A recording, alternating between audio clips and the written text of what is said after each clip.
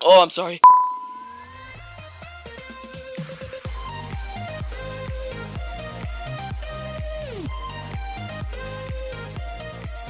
So it's obvious that I don't make nearly enough money off of YouTube to live on it, so many of my viewers know that I have a separate job aside from this. Well, YouTube isn't really a job, it's more of a hobby, but it would be cool if it was a job. I mean, that'd be awesome, and I get paid all the money that YouTubers get paid. That's like so... We're getting off topic, never mind. So I have a job at a movie theater by my house. It's nothing fancy, I get paid minimum wage, but I get free movies and junk, and it's an awesome job, I love it. I spend most of my hours either doing concessions, which is selling popcorn and soda and stuff, or being an usher. No, my job does not entail becoming a rich black singer. Ushering in the movie world means that after a movie gets out and all the viewers have left, I go in and I clean up for the next group to see the next movie. So you know how when you get out of a movie, there's occasionally a dude with a trash can and a sweep set greeting you with a fake smile as you leave? Yeah, that's me. Now, I've already stated this, my job isn't glamorous, but I love it nonetheless. But now we get into what this video really is. I've noticed a ton of things around my work that makes my job, as well as my fellow employees' jobs, way harder than it has to be. Like you, moviegoers? Movie watchers. Customers. No, what do I call you? Viewers, that sounds good. Stop it.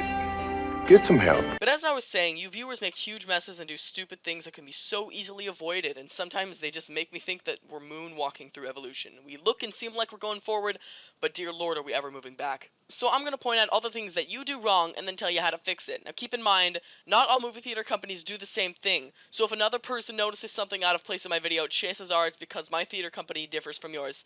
These opinions are in my perspective, so they won't always be 100% accurate. But anyways, let's go right ahead and get straight into the list. Play that video, boy! Oh, I am the ultimate prankster. Stop it. Get some help. Now this isn't an issue with most customers, but I've seen some examples of this. So when I get the job, one of the things that we're told to do is upsell. For my viewers whose vocabulary is at a 4th grade level, which is all of you. Boom. Roasted. Upselling is when we suggest upgrading when you purchase to something larger or better. So let's say you got them tickets to see Deadpool, but then you're like, yo man, I gotta get me some of them Diet Cokes. So you go up to the counter and then ask for a small Coke. Then the guy at the register says, you wanna make that a medium for only $1? That's upselling. Us basically pressuring you into spending more money. But that's just business, that's nothing personal. So to describe the etiquette that you must have when this happens, let me present you with a scenario. I'm not kidding, this whole thing happened to a coworker of mine. Hey, can I get a medium popcorn and a small... If you'd like, sir, we can make that popcorn a large just for $1. No. I just want what I asked for. Okay, that's fine, but you also get free refills on any large drink or popcorn if that interests you, sir. No, I don't want more. I already told you. Why do you keep asking if I already said I didn't want anything else? I'm sorry, sir. It's just my job to ask. I didn't mean to offend you. Oh, so you're saying I'm wrong? Are you saying that the customer's wrong right now? I need to speak to your manager right now. And she went on for a while, but... while she was talking, I spaced out and started thinking about this really funny meme. So what I just displayed here, do the opposite of what this guy did. When we ask you to upgrade something, we're not trying to hassle you or pressure you into it.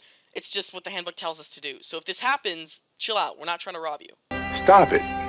Get some help. So many movie viewers enjoy putting butter on their popcorn, as do I. But here's a little tip to keep you from flinging butter all over the table. When you buy the popcorn, have them fill it up halfway, put butter on the half, then go back and fill it up to the top. That way you don't have to drench the top of your popcorn in butter in order for you to cover all of your popcorn. Another thing is you need to remember that the butter dispenser, at least at my work, they look like this. So if the theater you go to is different, you can disregard this rule. But anyway, after you release the button that dispenses the butter will still come out for a couple more seconds because it's got like it runs through a tube. So when you click the button, it cuts it off to the tube, but it's still got that little bit of butter in the tube. It's kind of complicated. So just keep it there until it completely stops. Some movie viewers. Yeah, we agreed on this. Why am I having a problem with this? Some movie viewers get popcorn, don't realize the rule, and then make a huge mess when their popcorn doesn't stop, so it gets on the bag and then on the table, and it's not a fun thing to clean. So just remember this. Make my job easier. Stop it. Get some help. Now, I know that many of you have seen this little sign around that always says, no outside food or drink in the theater. But, can I tell you a little itty-bitty secret? We don't care. If you fat Americans can't go 30 minutes without your Big Mac and fries, it's okay if you bring it in. No one's gonna stop you or make you throw it away unless you're in the theater with Michelle Obama.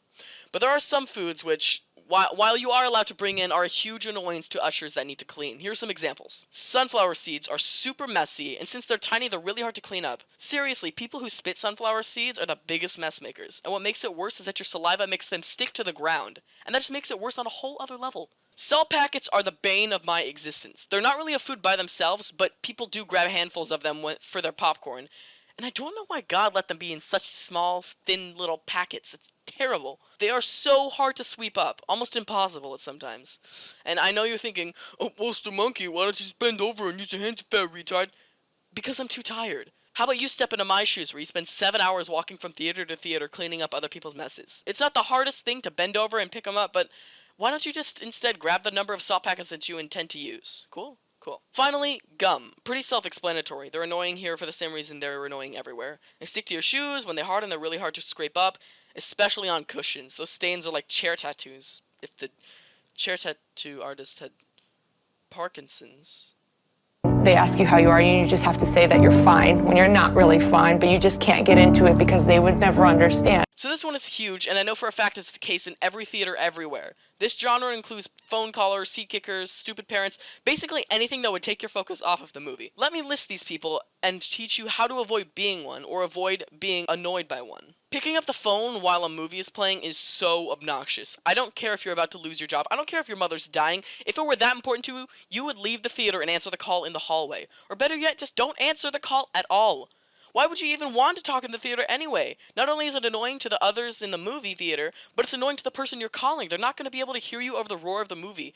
And you're not going to be able to hear the person you're calling for that same reason. It's just like you're trying to piss off everyone you see in the theater. Children. It's a bit of a touchy idea, but, you know, because they're kids. What are you going to do? Get some help. But here are some tips for parents to avoid having catastrophes in which your child pisses off another movie visitor. The biggest thing that parents can do is teach their child proper movie etiquette prior to going to a movie. That's a given. An additional precaution that you can take is not giving your child the bag of popcorn that you just bought. Because they're under the age of 8, there's a more than likely chance that they'll spill it.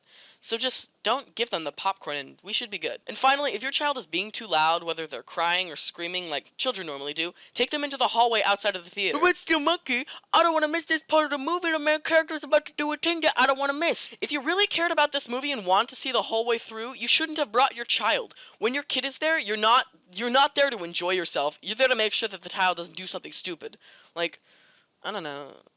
I guess, for example, spill popcorn all over the theater.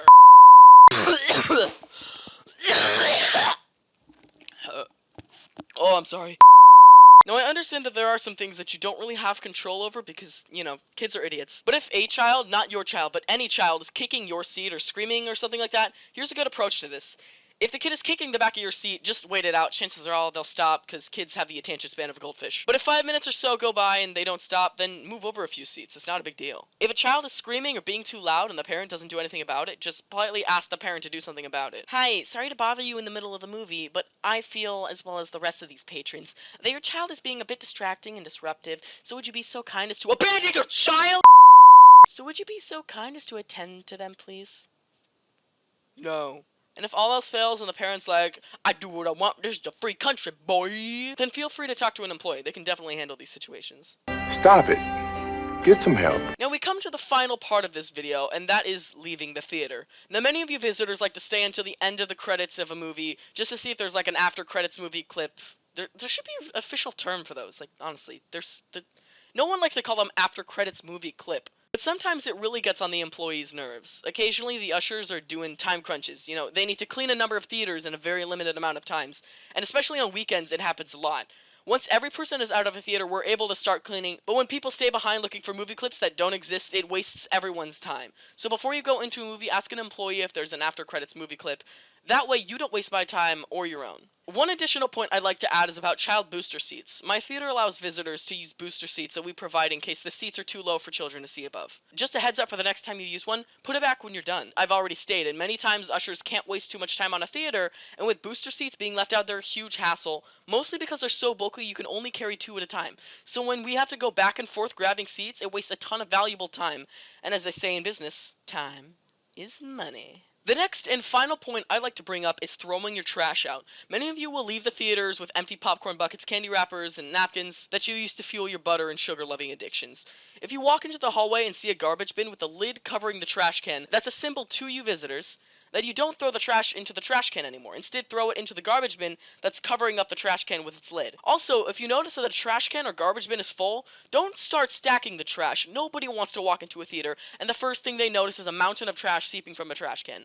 And especially, don't set your trash down on the floor next to the bin. That's ridiculous. Honestly, if the bin is full, just use the one that's 10 feet away from that one. Literally, each trash can, in my theater at least, is within an arm's length of each other. It isn't difficult just to take 5 steps and throw your trash into another bin. Thank you guys so much for listening and watching. Hope you enjoyed the video. If you did, leave a like and subscribe and things like that. You know, generic things that YouTubers say to, I guess, you know, get racking them views, dog. Stop it. But thank you guys so much for watching. I will see you guys in the next video. Goodbye!